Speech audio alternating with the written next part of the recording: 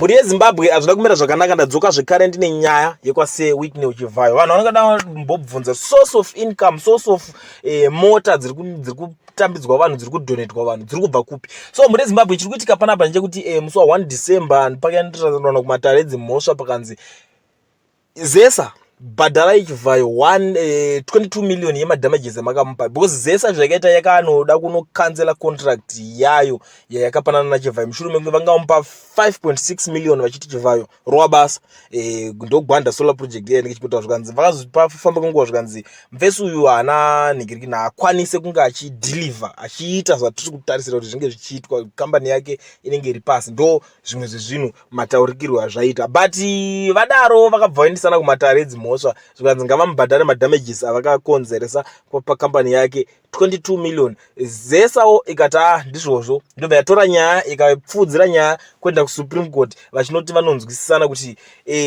toda kuti tinoita appeal kuti tikancele mutongo watakapuwa. Vasvika ikoko zvekare mutongo yabva wangosvika zvikanzi imimi nyaya yenyu yemanayo izero, bva yaraswa futi nyaya yacho, kureva kuti Zesa iri kufanira kutongopa Chivhayo 22 million. Ende kana unga usati watengerwa akwa, ziva kuti maakwa achatouya, ende muchadhakwa nemaakwa, ende maRolls Royce aiwa Zimbabwe ine hambeno zviri kutoitika. Ndosaka gedza umwe vanhu vati Zimbabwe inenge yakanokorwa tsoka.